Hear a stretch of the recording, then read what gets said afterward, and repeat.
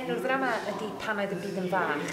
Mi ddoth y teitl eitha cyflym, ond o'n i eisiau sgwennu am diwedd plentyn... Wel, gweithio'r ffaith bod ni'n delio efo bechgyn llanciau, diwedd rhyw fath o ddiniweidrwydd neu diwedd rhyw fath o hen ffordd o fyw lle oedd y byd yn fach ac yn saff ac yn sicr mewn ffordd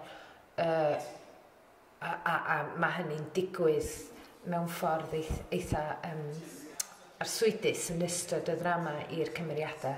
I ni'n edrych ar criw o ffrindiau ifanc, rhyw 15, 15 mlwydd oed, wedi magu yn yr un ardal, lot ohonyn nhw wedi codi bron ar yr un stryd i ni'n symlo. Bod nhw wedi cael magwraeth tebyg iawn, i ni ar y cracs fan hyn, lle mae nhw'n ganol, mae tadyn nhw bron i gyd ar y streic, a maen nhw'n dechrau meddwl am i dyfodol nhw'n bersonol, beth sydd nesaf iddyn nhw. A dechrau bwynt oedd trafod yr ganrif ddiwetha yma yn hermau profiad dynion, a falle profiad dynion o waith, a sut mae hwnna wedi newid yn neilltuol, a penderfynu jyst canolbwyntio ar 1984 hyd at rwan. Ac yn benodol, o'n i eisiau sbio ar ddynion ifanc, o'n i yr un oedran a mae'r bechgyn neu'r llanciau yn y ddrama pan oedd y streic yn digwydd. Ac o'n i eisiau sbio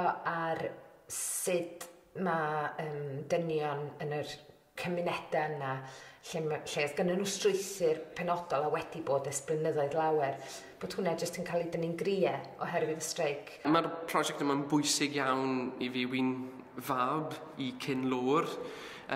Ges i'n ngeni jyst ar ôl streic y glowyr yn 85, a mi oedd e'n gyfnod anodd iawn i'n nheulu i, a wedi cael y magu yn y straeon yma. I fi'n bersonol, dwi'n meddwl bod o'n beth pwysig bod ni yn sbio ar yn gorffennol ac ar ddigwyddiadau tyngedfennol a phwysig ein gorffennol ni a sbio ar heini yn wrthrychol. Dwi'n meddwl bod o'n bwysig i ni edrych arnyn nhw fel talpio hanes a pasiant. Dwi'n meddwl bod o'n bwysig i ni i brocio ac i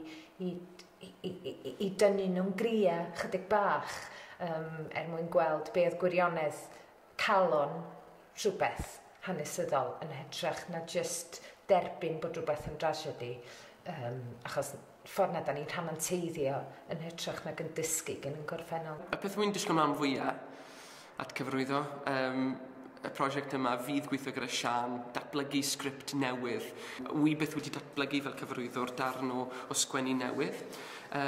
Sydd yn sialens, ond gyda Sian mae yna berthynas yn barod a jyst yn disgwyl mlaen i cael actorion i fewn i'r stafell sydd yn mynd i rhannu yn angerdd am y testyn yma, am y pobl yma a'r pwnc yma. Mi'n bersonol yn sgwennu am ddynion fel merch yn ystod yn rama fi. Mae hynny wedi bod yn her arbennig ac yn un o'n eisiau godi. Ond gan i weld sut fydd cynulleidfaoedd yn gweld, neu os maen nhw'n gweld bod hwnna'n llwyddo neu beidio.